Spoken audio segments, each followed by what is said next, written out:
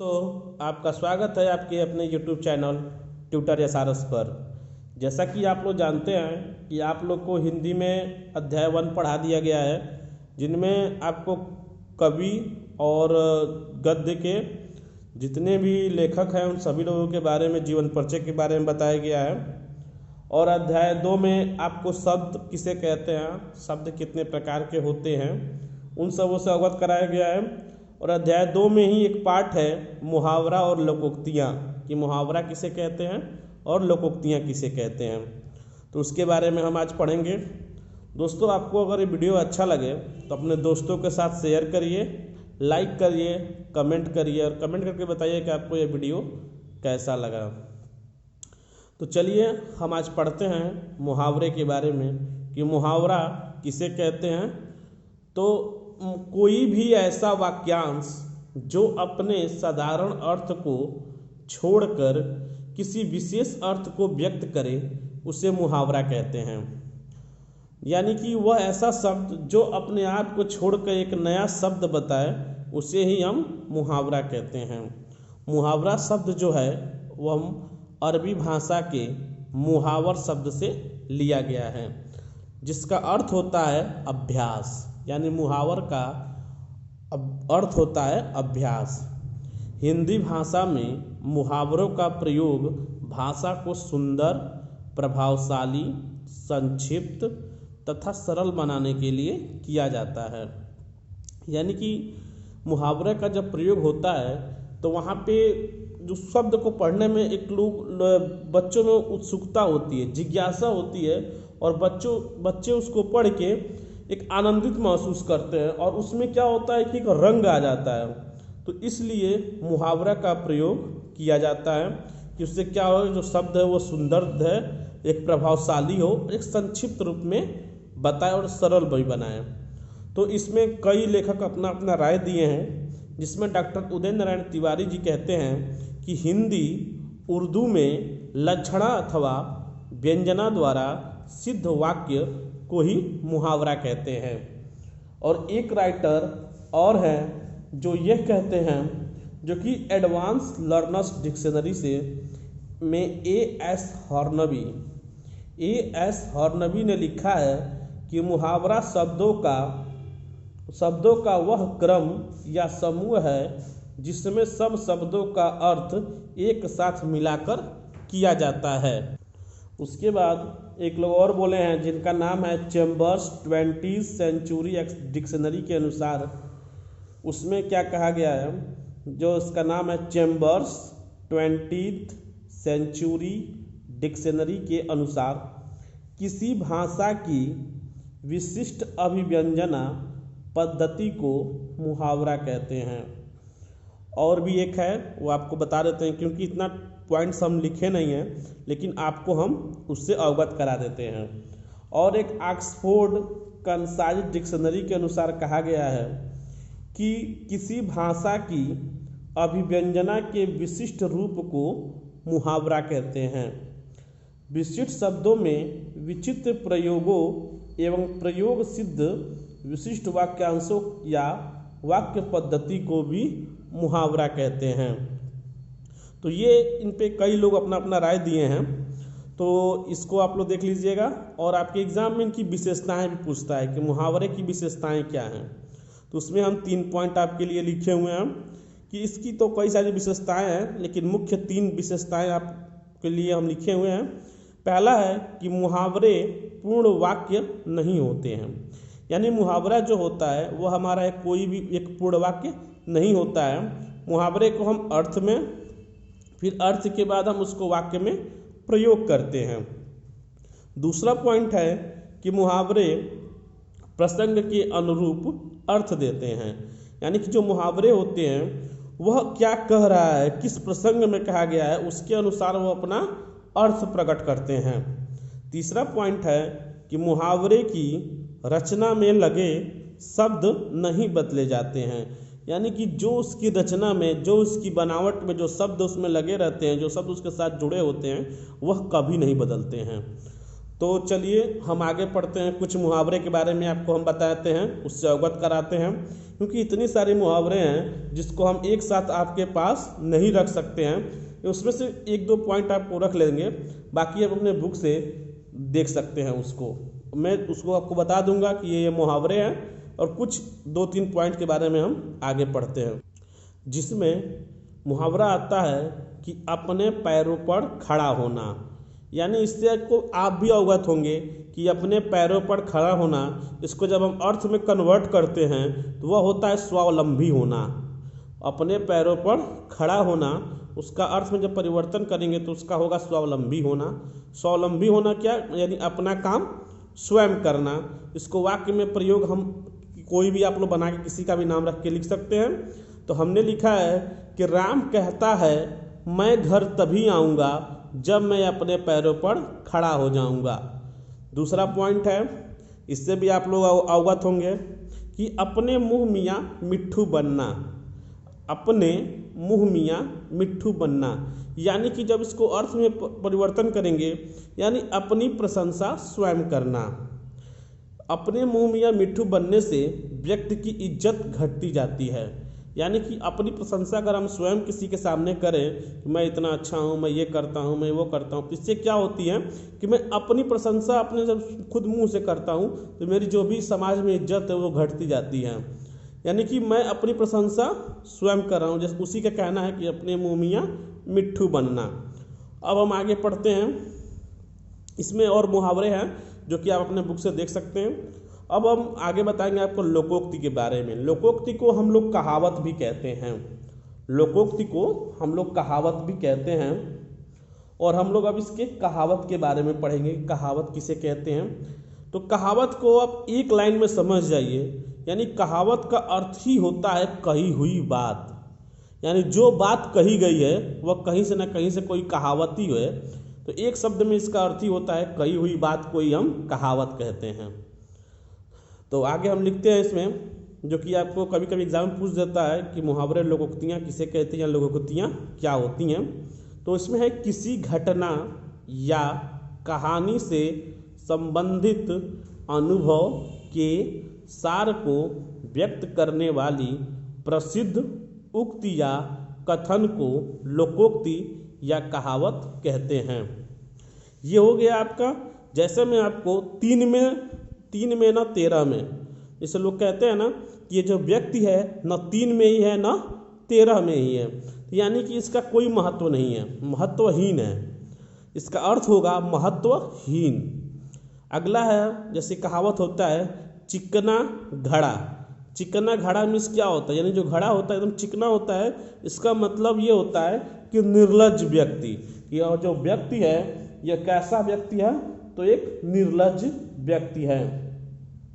आगे भी इसमें कई लोग कहते हैं, जैसे मान लीजिए कि बहुत सारे हैं इसमें पॉइंट्स, उसको सब हम आपको यहाँ लिख के बयान नहीं कर सकते हैं, लेकिन आप लोग इसको एक बार देख लीजिएगा।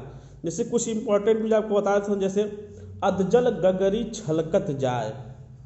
आप लोग कई बार सुने होंगे कि अधगल गगरी छलकत जाए। जब इसको हम अर्थ में परिवर्तन करेंगे तो यानी कि कम गुण वाला व्यक्ति जो होता है वह दिखावा बहुत ज़्यादा करता है। उसी को हम एक साथ में लिख सकते हैं कि अधजल गगरी छलकत जाए का, यानी कम गुण वाला व्यक्ति, कम जानने वाला व्यक्ति अपने आप को अधिक प्रदर्शित करता है, उसे ही हम ये कहते हैं। यानी इसको शब्द में हम कुछ भी व्यक्त कर सकते हैं, यानी कि क्या सकते हैं, राम बातें तो ऐसी करता है जैसे हर विषय में मास्टर हो, वास्तव में उसे किसी विषय का भी पूरा ज्ञान नहीं है। उसके बाद लास्ट में हम उसको जो पॉइंट्स बोलता है, कहावत होती है, उसको हम लिख देते हैं कि अधगर गगरी छलकत जाए। और भी उसमें बहुत सारे हैं, जैसे आम के आम गुठलियों के दाम, यानी कि दोगुना लाभ होता है ना, कि क्या तुम ये आम भी खाते हो, इसे गुठलियों के दाम भी गिनते हो, वैसे ही रिलेटेड है कि आम के आम गुठलियों के दाम, यानी दोगुना लाभ कमाना। तो इसको भी आप बना के अपने शब्दों में लिख सकते हैं कि हिंदी पढ़ने से एक तो आप नई भाषा सीखकर नौकरी पर पदोन्नति कर सकते हैं, या दूसरे हिंदी के उच्च साहित्य का रसास्वादन कर सकते हैं। इसे ही कहते हैं आम के आम तो गुठलियों के दाम। और भी बहुत सारे हैं जो कि आपके बुक में दिया गया है, उसके बारे में पढ़ लीजिएगा। और तो ये रहा इनकी लोकोक्तियों के बारे में। और भी ज़्यादा कहावत है, आप उसको देख लीजिएगा। यानी कि और इसमें विशेषताएं भी कभी कभी आप लोग को इनकी जो प्रमुख विशेषताएं हैं उससे भी आपको अवगत करा देते हैं। जैसे उसका हमने पॉइंट लिख दिया है 5 पॉइंट में, इसका आप लोग को हम हल्का फुल्का इसको संक्षेप में वर्णन कर देंगे। अगर आपको ये पूछेगा तो आप लिख सकते हैं, या पॉइंट भी लिख लेंगे तो आपको पूरा नंबर एग्ज़ाम में मिल जाएगा। तो चलिए हम अध्ययन करते हैं, इनकी विशेषताओं के बारे में पढ़ते हैं। तो पहले हम पॉइंट बता देते हैं। पहला पॉइंट इनका विशेषताएं में होता है संक्षिप्तता, दूसरा होता है सारगर्भिता, तीसरा प्राणवक्ता, चौथा लोकप्रियता, पांचवा मानवीय अनुभवों का प्रामाणिकता। तो ये इनके विशेषताएं रहे और इसके बारे में थोड़ा थोड़ा आपको संक्षिप्त में हम बता देते हैं। जैसे पहला है संक्षिप्तता।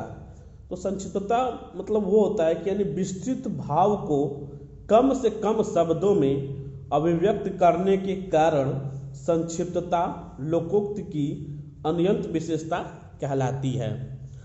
दूसरा होता है सारगर्भिता। सारगर्भिता भी आपको इसी से रिलेटेड है। जैसे कि लोकोक्ति अगर सारगर्भित नहीं होगी तो वाक्य या वाग्नलात्मक बनकर रह जाएगी। यानी कि जब उसमें कोई सार नहीं होगा, कोई मतलब छू जाने वाला नहीं होगा, जिसको आपको पढ़कर आनंदित न हो, जिससे उससे कुछ अर्थ न निकलता हो, तो उससे कोई मतलब नहीं है। यानी उसको ये भी कह सकते हैं कि लोकोक्ति जितनी सारगर्भित होगी उतनी ही प्रभावी भी होगी। लोकोक्ति का संक्षिप्त होना सार रहित होना नहीं होता है। अगला है तीसरा पॉइंट है प्राणवक्ता। प्राणवक्ता में हम इसको कह सकते हैं कि लोकोक्ति का जीवंत एवं सजीव होना ही उसकी प्राणवक्ता का सूचक होता है। यानी कि उसमें एक नई उत्तेजना लाना, उसको एक प्राणवक्ता के लिए ले जाना, ये उससे रिलेटेड है। आगे है लोकप्रियता। लोकप्रियता से संबंधित हम इसमें ये लिख सकते हैं कि लोकोक्ति का सर्वाधिक महत्वपूर्ण गुण है उसका लोकप्रिय होना, यानी लोक प्रचलन एवं प्रसिद्धि ही उसके स्वरूप को निर्धारित करती है। यानी वह लोकप्रियता, यानी जैसे मान लीजिए कि जैसे अज्जल गगरी छलकर जाए, नाक न जाने आंगन टेढ़ा, और भी कई सारे हैं इसमें लोकोक्तियाँ, जिसको हम लोग जब देखते हैं तो एक लगता है कि हाँ इसमें एक जान आ गया। इसका लोकप्रियता यानी सबके मन में, चाहे वो शहर के हों, ये देहात के हों या अनपढ़ हो, वो भी कभी कभी कुछ ऐसे शब्द बोल जाते हैं जैसे हमको लगता है कि हाँ क्या कहावत कहा है इसमें। तो उन्होंने भी कहीं से सुन के ही कहा है कि जैसे मान लीजिए कहीं बोलते हैं ऊंची दुकान फीका पकवान, घर का भेदी लंका ढाए। आप लोग अधिकतर सुने होंगे कि घर का भेदी लंका ढाए, यानी कि आपसी फूट के कारण भेद खोलना। यानी मान लीजिए अगर कोई दो भाई आपस में कोई इस बात का विवाद होता है तो लोग कहते हैं ना कि देखिए ये जाके उनसे कहें, तो यही होता है घर का भेदी लंका ढाए। और भी बहुत सारे हैं, जैसे जिसकी लाठी उसकी भैंस, जल में रहकर मगर से बैर, यानी कि किसी के आश्रय में रहकर उसे शत्रुता मोल लेना ही होता है। तो और पांचवा पॉइंट है आपका मानवीय अनुभवों की प्रामाणिकता। ये क्या होता है? तो ये मानवीय अनुभवों की प्रामाणिकता में आप लिख सकते हैं कि मनुष्य जीवन के विविध अनुभव, व्यवहार नीति, उपदेश, घटना, स्थिति तथा कथा आदि का प्रकाशन लोकोक्ति के माध्यम से ही संभव हो पाता है। यानी यही कारण है कि मानव जीवन की विविध अनुभूतियों तथा जीवन यात्रा के अनुभवों से प्राप्त ज्ञान इनमें संचित होता है, यानी इसमें निहित होता है। तो यह इनकी विशेषताएं के बारे में आपको रहा, और इसके एक दो पॉइंट भी आपको बता दिए हैं कैसे होता है लोकोक्तियाँ, जिसे हम कहावत कहते हैं। अब हम आपसे इससे रिलेटेड कुछ बहुविकल्पीय टाइप के क्वेश्चन पूछेंगे, और आपको इस अध्याय 2 से ही रिलेटेड क्वेश्चन हैं जो आपको पढ़ा दिए गए हैं, और वो आपको बताया जाएगा। और आपको जो भी आपके दोस्त डीएलएड कर रहे होंगे या टेट दे रहे होंगे या सीटेट दे रहे होंगे, उनको भी आप ये शेयर कर सकते हैं। आप ये बता सकते हैं आप अपने दोस्तों के साथ कि इसमें बहुत अच्छी तरीके से पढ़ाई हो रही है, कैसा पढ़ाया जा रहा है, ये आप उनसे शेयर कर सकते हैं। और उनसे आप ये भी कह सकते हैं कि अगर आप लोगों को ये वीडियो अच्छा लगे तो वो भी अपने दोस्तों के साथ शेयर करिए, लाइक करें, कमेंट करें और सब्सक्राइब भी करना न भूलें। और चलिए तब हम आगे इसके कुछ बहुविकल्पीय प्रश्न के बारे में अध्ययन करेंगे और उसके बारे में देखेंगे कि कैसा एग्जाम में यानी इसी से रिलेटेड क्वेश्चन एग्जाम में पूछे जाते हैं। तो देखिए इसमें एक क्वेश्चन आता है कि अक्षरों से बनी स्वतंत्र तथा सार्थक ध्वनि को कहते हैं।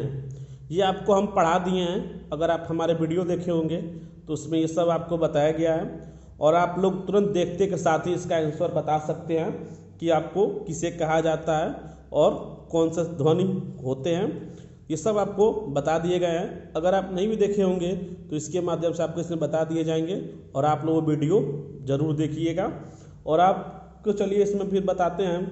पहला एक बार क्वेश्चन फिर रिपीट करते हैं कि अक्षरों से बनी स्वतंत्र तथा सार्थक ध्वनि को कहते हैं। ऑप्शन में है शब्द, वाक्य, वर्ण, कोई नहीं। तो उसे हम क्या कहेंगे? शब्द कहेंगे। यानी कि अक्षरों से बनी स्वतंत्र तथा सार्थक ध्वनि को हम शब्द कहते हैं। दूसरा क्वेश्चन है कि शब्द भेद के आधार हैं। या आपको ये बता दिए थे कि शब्द भेद के कौन कौन से आधार होते हैं और कितने आधार होते हैं। तो इसमें आपको हम बताए थे कि ऑप्शन है 4, 2, 3, 5। इसमें आपका सही होगा 4। और वो 4 शब्द भेद कौन कौन से हैं आज फिर हम आपको इसमें बता देते हैं कि वो 4 भेद हैं। पहला आपको बताए थे व्युत्पत्ति के आधार पर, दूसरा इतिहास या उत्पत्ति के आधार पर, तीसरा प्रयोग के आधार पर और चौथा अर्थ के आधार पर। देखिए उससे रिलेटेड आपको क्वेश्चन इसमें मिल गए कि शब्द भेद के आधार कितने हैं। तो उसमें ऑप्शन का ये सही है जो कि 4 है। तो इसमें आपका 4 हो जाएगा और इसमें आपका शब्द हो जाएगा। अब आगे आते हैं कि व्युत्पत्ति के आधार पर शब्द को विभक्त किया गया है।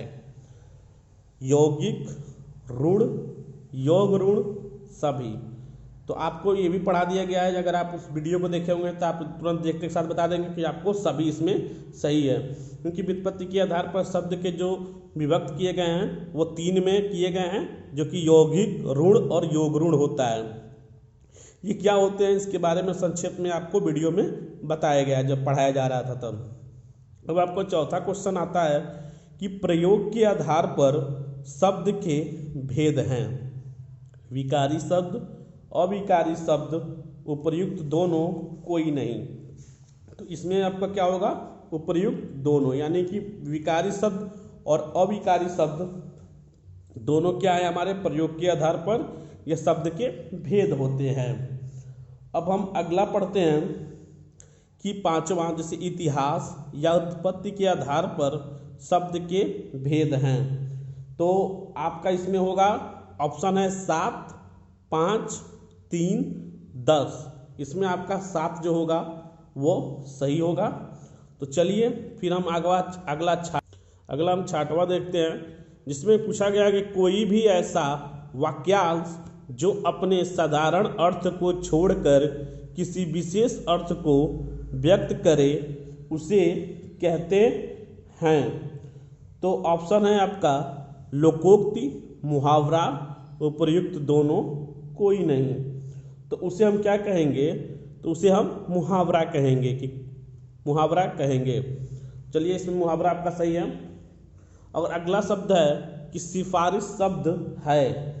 किसका है? तो फारसी का, तुर्की का, अंग्रेजी का या अरबी का। तो इसमें आपको बताना है कि सिफारिश शब्द जो है वह किसका है। तो सिफारिश शब्द हमारा अरबी का है। ये भैया आपको बता दिया गया है। 8वां क्वेश्चन है कि लोकोक्ति की प्रमुख विशेषता है। पहला है सारगर्भिता, दूसरा नवीनता, तीसरा बोधगम्यता, चौथा कोई नहीं। अभी आपको हम पढ़ा रहे थे तो इसके पॉइंट्स के बारे में बताए थे, इसकी विशेषता के बारे में बताए थे। तो उसी में से आपको देखते के साथ लग गया होगा कि ये सारगर्भिता जो है ये हमारे लोकोक्ति की प्रमुख विशेषता होती है। चलिए अब 9वां प्रश्न देखते हैं कि आकाश का पर्यायवाची शब्द है शून्य। पहला शून्य, दूसरा नभ, तीसरा गगन, चौथा ये सभी। तो ये भी आपको कुछ बता दिया गया है कि पर्यायवाची और यह विलोम भी क्यों होते हैं। तो ये नहीं कि ये इतने ज़्यादा होते हैं कि आपको एक जगह हम इकट्ठे में बता नहीं सकते हैं। और इसको आप लोग अपने बुक से पढ़ लीजिएगा, जो इम्पोर्टेंट है वो आपको बता दिए गए हैं। तो आकाश का पर्यायवाची शब्द ये सभी होते हैं, यानी शून्य भी होता है, नभ भी होता है, गगन भी होता है। अब हम अगला शब्द है रोटी शब्द है। रोटी किसका शब्द है ये भी आपको हम बता दें, तत्सम तद्भव और देशज में भी आपको खुलेआम तरीके से बताया जाएगा, लेकिन इसमें आपको बता दें रोटी शब्द है। तो रोटी शब्द कैसा शब्द है, तो रोटी शब्द देशज शब्द है, यानी कि ये हमारे देश का शब्द देशी शब्द है। तो ये रहा आपका अध्याय 2 के बारे में। अब हम अगला चैप्टर अध्याय 3 पढ़ेंगे। तब तक अगर आप लोगों को अध्याय 3 में हम क्या पढ़ेंगे तो आपको बता देते हैं गद्य और पद्य के स्वतंत्र लेखन के बारे में पढ़ेंगे। तो यहाँ आपका अध्याय 2 खत्म होता है। और आपको ये वीडियो कैसा लगा आप कमेंट करके ज़रूर बताएं और अपने दोस्तों के साथ शेयर करिए, लाइक करिए और कमेंट करके ज़रूर बताइए। जी धन्यवाद।